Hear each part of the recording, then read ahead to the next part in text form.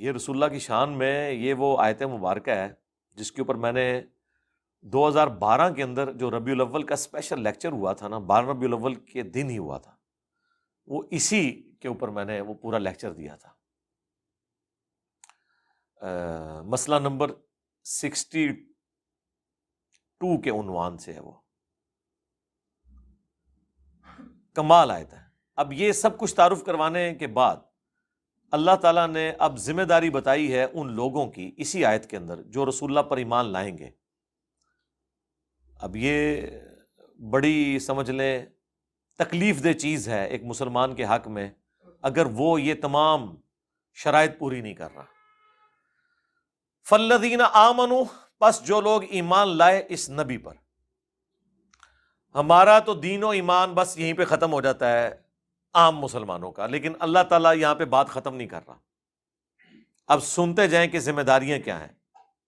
فالذین آمنوا بہ، بس جو لوگ ایمان لائے اس نبی پر، وعزروہ، اور ان کی عزت کی، تعظیم کی، اور صرف تعظیم نہیں کرنی، ونصروہ، اور ان کی مدد بھی کرنی ہے۔ یہ مدد وہ نہیں ہے کہ ہم نبی کے مشکل کشا بن گئے، نہیں، یہ تو یہی کہتے ہیں نا جو حضرت عیسیٰ نے کہا من انصاری اللہ قال الحواریون نحن انصار اللہ، یہ ہمارے علماء لوگوں کو سکھا رہے ہوتے ہیں غیر اللہ سے مدد مانگنے کے لیے۔ تو اس کی ذرا تشریح بھی کر دیں اور پھر بتائیں کہ حضرت عیسیٰ کے صحابہ حضرت عیسیٰ کے مشکل کشا تھے، ہونا تو چاہیے تھا حضرت عیسیٰ ان کے مشکل کشا ہوتے، ان کے ساتھی ان کے مشکل کشا تھے، تاکہ آپ پہ 295C لگوائی جائے۔ یہ تو ہمیں کہتے ہیں بابوں کو پکاریں، آپ انبیاء کو پکاریں، انبیاء جو ہے وہ بابوں سے مدد مانگ کے تو بابوں کے نیچے پھر لگ رہے ہیں، یہ تو بڑی توہین ہمیز چیز ہے۔ تو حواریوں نے کہا ہم اللہ کے مددگار ہیں، لو جی یہ تو اللہ کے بھی مشکل کشا ہو گئے۔ انہوں نے کہا کہ ہم نحن انصار اللہ، انہوں نے نہیں کہا ہم عیسیٰ کے مددگار ہیں، ہم اللہ کے مددگار ہیں، یعنی اللہ کے مشکل کشا نہیں، مراد یہ کہ اللہ کے دین کے لیے وقت کے پیغمبر کا ہم ساتھ دیں گے، تن من دھن لٹا دیں گے، یہ مطلب ہے اس کا۔ اور صحابہ اور اہل بیت نے اس چیز کا حق ادا کیا ہے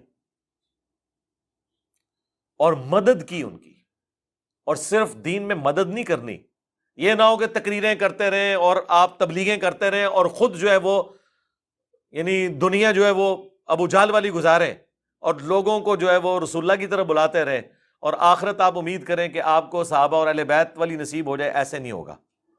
وَاتَّبَعُوا النُّورَ الَّذِي أُنزِلَ مَعَهُ، اور پیروی کی اس نور کی جو اتارا گیا ان کے ساتھ، یعنی قرآن۔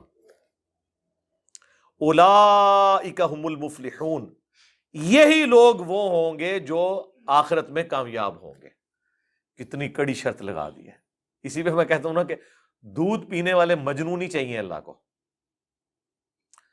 غلامی رسول میں موت بھی قبول ہے، حرمت رسول پر جان بھی قربان ہے، لیکن اللہ تعالیٰ کیا کہہ رہا ہے کہ صرف یہ نعرہ بازی نہیں چلے گی۔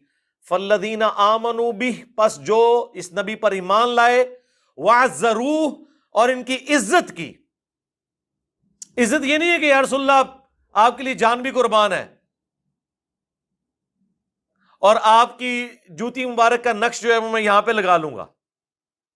عزت یہ ہے کہ دنیا کا بڑے سے بڑا انسان ایک طرف کھڑا ہو اور رسول اللہ کا فرمان دوسری طرف ہو تو آپ نے کسی کی پرواہ نہیں کرنی، ان کو اس عزت پہ رکھنا ہے۔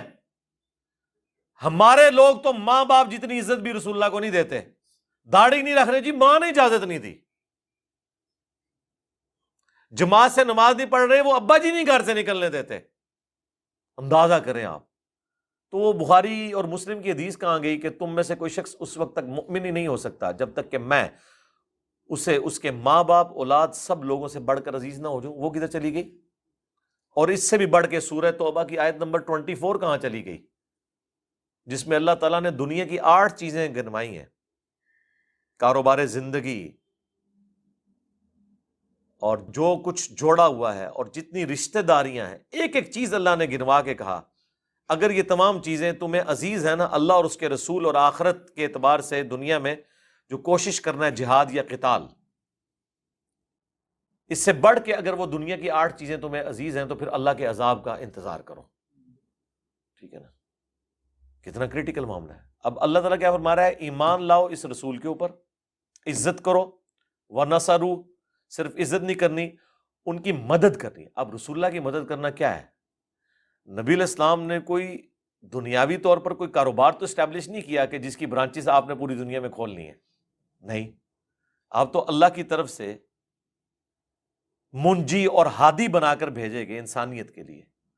اور اس امت کو وہ کام بھی ٹرانسفر کر دیا اللہ تعالیٰ نے ختم نبوت کی برکت سے. کنتم خیر امت اخرجت للناس تأمرون بالمعروف وتنہون عن المنکر وتؤمنون باللہ. تم بہترین امت ہو جو لوگوں کے نفع کے لیے نکالی گئی، لوگوں کو نیکی کی طرف بلاتے ہو، برائی سے روکتے ہو، اور اللہ پر ایمان لاتے ہو جیسا کہ ایمان لانے کا حق ہے. اچھا، ایمان تیسرے نمبر پہ ذکر ہوا ہے. کیوں؟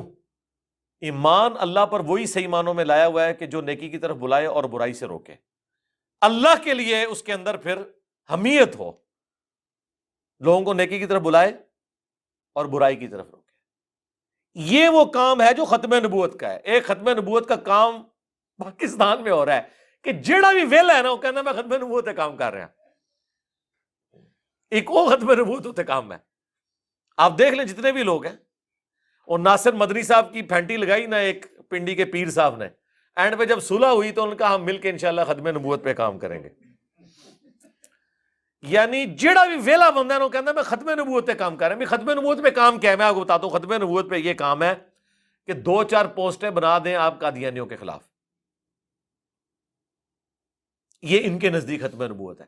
ہمارے نزدیک ختم نبوت یہ ہے کہ قادیانی جن کی شیطانی اولاد ہے، یعنی چشتی رسول اللہ اور اشرفی تھانوی رسول اللہ، ان کا بھی رد کریں اور ان کا بھی رد کریں، اور جو انہوں نے وسوسے دیے ختم نبوت کے خلاف ان کو آپ ایڈریس کریں. یہ ختم نبوت کے اوپر کام ہے. اور رسول اللہ کی ختم نبوت کی برکت سے جو دین کا کام آپ کو ٹرانسفر ہوا ہے وہ آپ نے آگے لے کے جانا ہے. کافروں تک تبلیغ کرنی ہے وہ الگ سے، مسلمانوں کو الگ سے تبلیغ کرنی ہے.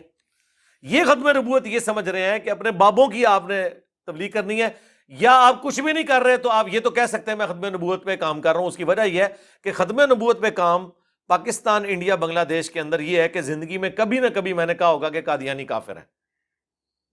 بس میں نے اب ختم نبوت کا حق ادا کر لیا. ختم نبوت کا حق اس دن ادا ہوگا جب آپ چشتی رسول اللہ اور اشرف علی رسول اللہ ان پارٹیوں کو بھی سمجھائیں گے کہ ختم نبوت ایک فرقے کا، ایک گروہ کا، ایک سکول آف تھاٹ کا رد کرنا نہیں ہے، بلکہ ہر اس بندے کا رد ہے جس نے بھی ختم نبوت کے اوپر ڈاکہ مارا ہوا ہے. ٹھیک ہے، تو یہ تو اب انہوں نے یعنی ختم نبوت کے کام کو مذاق بنا دیا ہوا ہے. کوئی کچھ نہ کر رہا ہو ختم نبوت پہ کام کر رہا ہے. یہ کون سی ختم نبوت کے اوپر کام ہو رہا ہے؟ اللہ تعالیٰ فرما رہا ہے ختم نبوت پہ کام یہ ہے کہ رسول اللہ کی عزت کرنی ہے، وَنَصَرُوا، اور ان کی مدد کرنی ہے، وَاتَّبَعُوا النُّورَ الَّذِي أُنزِلَ مَعَهُ، اور پیروی کرنی ہے اس نور کی، قرآن کی جو ان کے ساتھ نازل ہوا. یہ تو سب سے مشکل کام ہے ختم نبوت کے حوالے سے کہ قرآن کی پیروی کرنی ہے. کیوں؟ یہاں کا مولوی کہتا ہے قرآن حدیث ڈائریکٹ نہ پڑھنا گمراہ ہو جاؤ گے. یہی کہتے ہیں نا، اور کہتے تو ٹھیک ہی ہیں، ان کی نظر میں تو گمراہ ہو بھی جاتے ہیں. سورۃ الاعراف کی ہم نے آیات کور کی ہے نا کہ جب کسی کا گیئر الٹا لگ جائے اسے ہدایت کا راستہ گمراہی کا راستہ نظر آتا ہے، گمراہی کا راستہ ہدایت کا راستہ نظر آتا ہے، اس لیے وہ منع کرتے ہیں. تو قرآن کی پیروی کرنی ہے. اولئک ھم المفلحون، ایسے ہی لوگ پھر وہ ہوں گے جو لوگ کامیاب ہونے والے ہیں اللہ کی نظر میں. اللہم اجعلنا منہم مع النبیین والصدیقین والشہداء والصالحین، آمین. قل یا ایہا الناس، اے نبی تم فرما دو پوری انسانیت سے، اے لوگو، وما ارسلناک الا کافۃ للناس بشیرا ونذیرا، اے نبی ہم نے آپ کو نہیں بھیجا مگر پوری انسانیت کے لیے ڈر سنانے والا اور خوشخبری سنانے والا.